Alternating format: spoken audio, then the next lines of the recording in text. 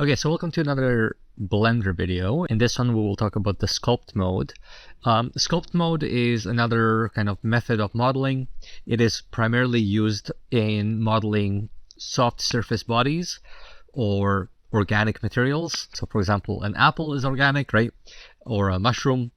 The reason why we say these are organic, sure, like they're obviously organic because we can eat them, but mostly because they don't have any like hard edges, right? So there's no 90-degree angles anywhere. It's all kind of smooth all across. So you want to make sure that you have a default cube here. So just a regular cube, Shift A and then select a cube. Then you want to make sure that your cube is selected and that you are in object mode, and then head to sculpting. So here you have a bunch of kind of new tools. You'll notice at the top here you have a radius. Radius will determine how big this circle is. And you also have a strength that will determine the influence of your circle. I'll get into those later. If you start clicking, you'll notice that barely anything's happening, and that is because our cube is made of only 8 vertices, and we don't have enough vertices to actually sculpt. So what we need to do is make sure you're in the sculpt mode, and then press Shift R, and then move your mouse around. Then you'll see that you have this grid in the middle of your screen, and you want to bring it so that the grid is somewhere around here, 0.03, and then you will left click. So again, that's Shift R, move your mouse so that the number is 0.03-ish, and then left click. And now if you press Control R, you'll see that something has changed. And if you start drawing now, you will see that you're actually sculpting on top of this cube. And now if I press Tab, just to show you, we actually created a lot more control points everywhere. So here on the top left, you can actually see that we have 34,000 vertices, but that's irrelevant. But we have a lot of vertices, right? So we can change every single one of these, and that's done through this paintbrush. So we will use this sculpt mode to create more organic shapes like the apple and the mushroom. So before we actually do that, I want to walk you through some of these tools and what they do. So let me go on this blank side here just so you can kind of see. I'll make the brush a little bit smaller so the radius goes down. A fast way to actually change the radius is if you hold down F, or if you tap F and then let go and then move your mouse, you can change your radius to whatever size you want. So I'll just make it something small like this. And then if I move, you can kind of see that I'm bringing that geometry towards me. If I hold Control and then I move, then I'm kind of creating a hole, right? So I'm creating a hole in that geometry. You can kind of see it like this. But without Control, I'm bringing the geometry out. And that is the draw tool at the top left here. I also have something called Draw Sharp, which works exactly the same way, except, well, one opposite. As soon as I start drawing, it will go inside. If I hold Control, it will go outside. But you'll also notice that the angle is a little bit more steeper, right? So this is more flat. The regular draw is a little bit more flat, and this one is a little bit more sharp.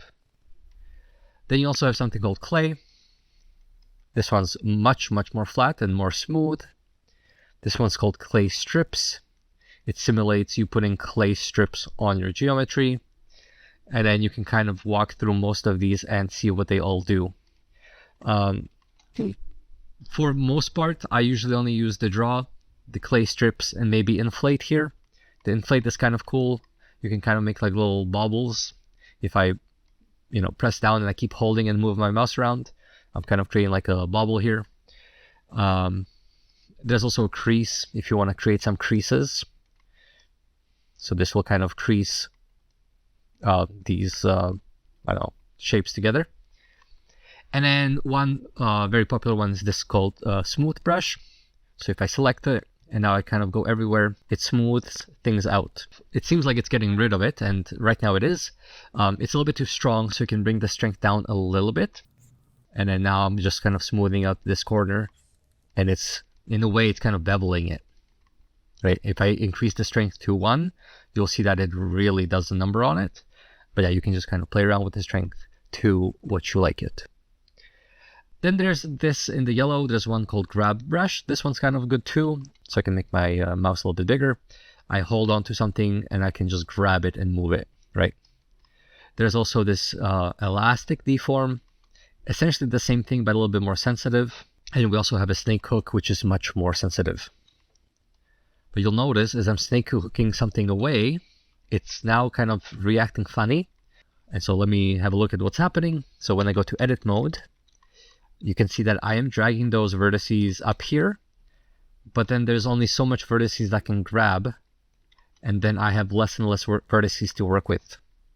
If that is the case, if that's an issue while you're modeling and sculpting, what you can do back in sculpt mode is again hit Control R, and that will once again rebuild all those vertices back. And now you can just kind of smooth it. The shortcut for smoothing is if you just hold Shift. So you don't have to have smooth brush selected. You can have anything selected. Right, so I have this selected. But if I hold Shift and I left click, as I'm holding Shift, then I'm smoothing as well. So again, there's a lot more shortcuts to remember, but honestly with practice you'll be fine. Now, one last kind of cool thing about the sculpt mode is that we can now actually put some color into all of our work. And that is done through down here. There's a brush called Paint. So if I click it and I choose a color, I can start painting. Again, strength will say how strong of colors I want. Low strength will kind of do little like faded colors. Right, so those colors are faded. They're good for mixing though, right? So if I want to mix blue and green, I can just kind of do that. And I can also hold Shift with this brush, and that will kind of blend the colors in even more. So if I put a lot of blue here, I can just kind of hold Shift, and I have a nice gradient. Now as a quick thing, or if you don't see the colors right away on your end, what you have to do is go up here in the shading, then create a new material, so press this new button, and then press Shift A. Under search, you can type in color, and then at the very bottom you have color attribute, and then simply move this color into base color. So it's kind of like this. And now you should see your colors. And you can of course do all the other things that you were able to do before. You can change the specular of them, the roughness, right? If you want it to look kind of wet. And then if you get these kind of pixelated parts, you can just right click and shade smooth, and now it's much more clear. So yeah, so these are kind of the tools. This is, I guess, the first video. In the next video, I will actually walk you through modeling this apple, and then I'll create another video for the mushroom.